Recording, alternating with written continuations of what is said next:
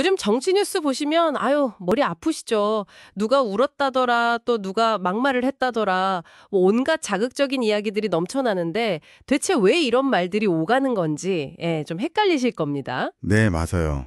정보가 너무 많기도 하고 좀 자극적인 것 위주로 흘러가니까요. 특히 한쪽에서는 뭐 과거 스캔들 상대가 갑자기 지지 선언을 했다고 하고 다른 쪽에서는 또 후보 부인을 향해서 좀 거친 발언이 나와서 논란이고요. 그렇죠. 개인적인 문제들이 막 뒤섞여서 나오니까 더 복잡하게 느껴지실 수 있어요. 그래서 오늘 딱 5분만, 5분만 집중해 주세요. 저희가 관련 기사 딱 주편으로 이 복잡한 상황 아주 속 시원하게 핵심만 뽑아서 정리해 드리겠습니다. 네, 좋습니다. 이걸 들으시면 누가 왜 그런 말을 했고 그 속뜻이 뭔지 확실히 감 잡으실 수 있을 겁니다. 네, 오늘 다룰 내용들을 좀 깊이 들여다보면요. 이 선거 막판의 개인적인 이야기하고 또 정치적인 공방이 어떻게 막 얽혀서 돌아가는지 그게 좀 흥미롭게 보이거든요. 오늘은 김문수 국민의힘 대선 후보의 최근 발언들을 집중적으로 한번 파헤쳐 보겠습니다. 관련 뉴스 기사 두 편을 가지고요. 김 후보가 왜 배우 김부선 씨의 지지를 언급했는지, 또 유시민 작가의 발언에는 왜 그렇게 강하게 반박했는지, 그리고 이런 논란 속에서 그가 던지는 정치 메시지는 뭔지 이걸 좀 명확하게 짚어보죠. 네, 특히 그 발언이 나온 배경하고 그게 어떤 파장을 불러왔는지 거기에 좀 초점에 맞춰서 뭐랄까 중학생도 이해할 수 있을 정도로 한번 쉽게 풀어 설명해 드리겠습니다. 좋습니다. 그럼 먼저 김문수 후보가 유세 현장에서 배우 김부선 씨 이야기를 꺼낸 것부터 시작해 보죠. 김 후보 본인이 직접 김부선 씨가 유튜브에서 울면서 가슴에 꽂힌 칼이 뽑힌 것 같다. 무조건 김문수 찍겠다고 했다. 이렇게 전했는데 이게 갑자기 왜 나온 이야기인가요? 그게요. 그 발언은 지난번 TV 토론하고 직접적인 관련이 있습니다. 아, TV 토론이요? 네.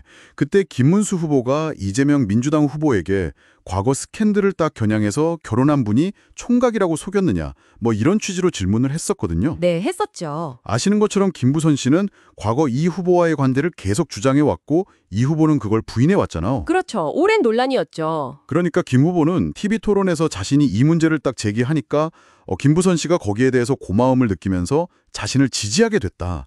이런 맥락에서 이 발언을 소개한 거죠. 아하, 그러니까 단순히 과거 일을 다시 꺼내는 걸 넘어서 TV 토론회 때 본인 발언이 옳았다, 뭐 이런 명분을 쌓으려는 의도도 좀 있었다, 이렇게 볼 수도 있겠네요. 네, 충분히 뭐 그렇게 해석할 여지가 있습니다. 자신의 행동이 누군가에게는 가슴에 꽂힌 칼을 뽑아준 그런 행위였다. 이렇게 강조하는 효과가 있으니까요. 그렇군요. 그리고 또 김 후보가 자기 부인 설란영 여사를 향한 발언에 대해서도 아주 격앙된 반응을 보였어요. 막 왜 제 아내 가슴에 칼을 꽂냐?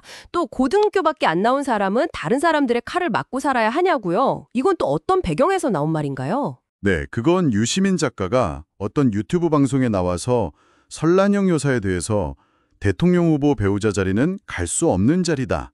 심지어 제정신이 아니다. 뭐 이렇게 언급한 게 있었어요. 그거에 대한 직접적인 반박입니다. 아, 유시민 작가 발언 때문이었군요. 네, 유 작가가 뭐 설 여사가 남편을 통해서 자신이 좀 높아졌다고 느낄 수 있다. 이런 식의 이야기나 뭐 학력 같은 걸 언급하기도 했거든요. 유 작가가 나중에 좀 해명도 했다고 들었는데요. 맞습니다. 유 작가가 표현이 거칠었던 점은 잘못이라고 사과는 했어요.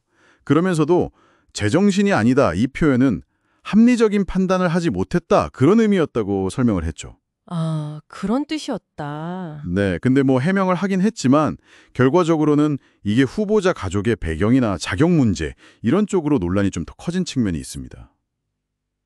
그쵸. 이게 개인적인 공격에 막 강하게 맞서면서 동시에 이걸 또 본인의 어떤 정치적 메시지로 연결시키는 그런 모습도 보였어요. 그렇습니다.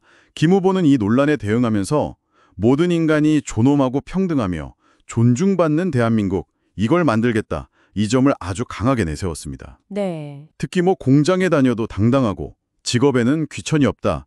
그리고 학력이나 출신 지역, 뭐 전라도를 언급하면서 그런 것 때문에 차별받아서는 안 된다. 이렇게 강조했죠.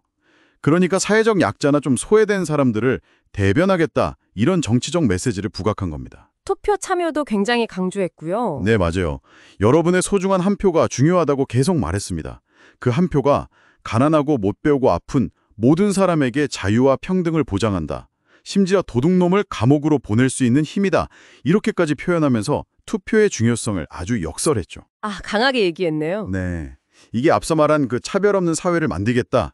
그 약속하고 자연스럽게 연결되는 그런 주장이죠. 자, 오늘 이야기를 한번 정리해보면 이렇습니다.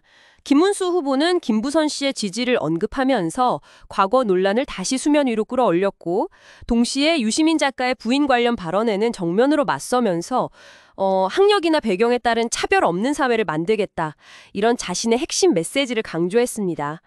아, 정말 선거 막판에는 개인 사랑, 정치 공방이 복잡하게 얽히는 양상이네요. 네, 그렇죠. 그럼 이 모든 것이 우리 듣고 계신 여러분께 던지는 질문은 뭘까요? 흥미로운 지점은 역시 이런 개인적인 논란이나 좀 감정에 호소하는 발언들이 선거 국면에서 실제로 유권자들에게 어떻게 받아들여지냐는 겁니다. 네. 과거의 문제라든지 가족에 대한 공격과 방어 이런 것들이 후보자나 정책에 대한 여러분의 판단에 과연 얼마나 영향을 미칠까요? 글쎄요. 어쩌면 선거라는 것이 정책 대결의 장이기도 하지만 동시에 이런 좀 인간적인 이야기 또 감정이 부딪히는 드라마의 장이기도 한 것 같아요.